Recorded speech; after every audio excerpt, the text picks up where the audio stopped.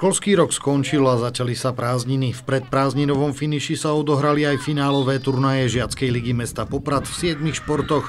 Víťazom Žiackej ligy v basketbale chlapcov sa stala základná škola Francisciho. Súťažilo sa aj v malom futbale žiakov, ktorí v tomto roku ovládli chlapci zo základnej školy Dostojevského.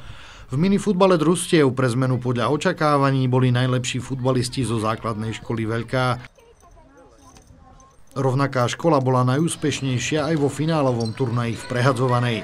Hral sa aj stolný tenis v kategóriách žiakov a žiačok, kde si najlepšie viedli základná škola Jarná a základná škola Spišská Sobota. Neoddeliteľnou súčasťou Žiackej ligy je aj volejbal.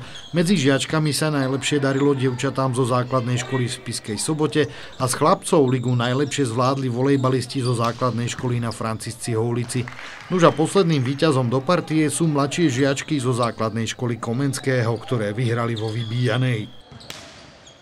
Jednotliví účastníci sa po finálových turnajoch umiestnili aj s bodovým ziskom. Ten určí, ktorá základná škola v Poprade je najšportovejšia. Organizátori celkového víťaza poznajú, ale svetu to oznámia až v prvý deň nového školského roka.